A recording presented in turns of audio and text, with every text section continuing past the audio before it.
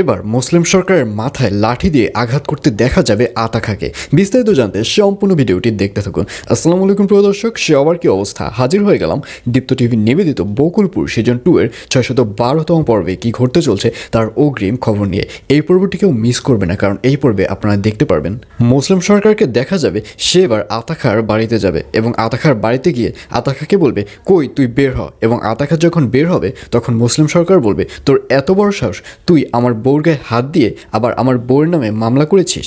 তখন আতাখা বলবে, কথাবার্তা সাবধানে বলবে, আমি কারো বউর নামে মামলা করিনি এবং আমি আপনার বউর গায়ে ইচ্ছে করে হাত দিইনি। আপনার বউ আমাকে মারতে গিয়েছিল আর তখন আমি হাত ধরেছি। আর এই কথা শুনে মুসলিম সরকার বলবে, তোর এত বড় সাহস, তুই আমার মুখে মুখে কথা বলা শুরু করে দিয়েছিস।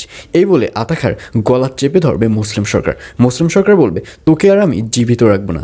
এবং যখন গলা চেপে ধরবে তখন আতাখাকে দেখা যাবে সে চিকপাক দেওয়া শুরু করবে এবং এক পর্যায়ে এগুলো শুনতে পারবে নিগার। এবং নিগার তাকিয়ে দেখবে তার বাবার গলা চেপে ধরেছে মুসলিম সরকার। আর এটি দেখে নিগার আর শান্ত হয়ে থাকতে পারবে না।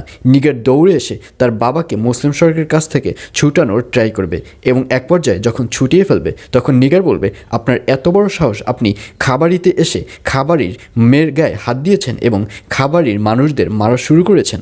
আর এই কথা শুনে মুসলিম সরকার বলবে, তুই কি আমাকে খাবারে দিয়ে থ্রেট দিচ্ছিস? আজকে দেখাচ্ছি খাবারের মেয়েদের কত সম্মান। এই বলে মুসলিম সরকার এবার তার বাবাকে ছেড়ে নিগারের গলা চেপে ধরবে। আর এটি দেখে নিগারের বাবা অর্থাৎ আতাখা আর সহ্য করে থাকতে পারবে না, কারণ কোনো বাবাই চায় না তার সামনে তার মেয়েকে অন্য কেউ মেরে ফেলুক।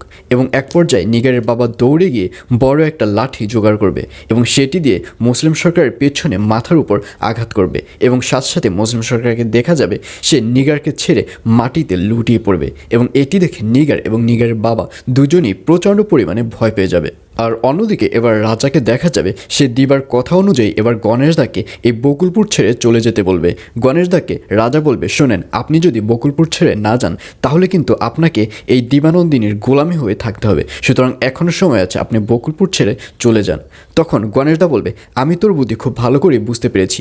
তুই তো দিবার সাথে হাত মিলিয়ে আমাকে বকুলপুর ছাড়া করতে চাও, সেটা কখনোই হবে না। আমি কখনোই বকুলপুর ছেড়ে চলে যাব না। এইসব বলতে দেখা যাবে গণেশদাকে। আর এছাড়াও থাকবে আরও আশ্চর্য সকল ঘটনা। সুতরাং সবাইকে বকুলপুর সিজন 2 এর আগামী পর্ব দেখার আমন্ত্রণ রইল।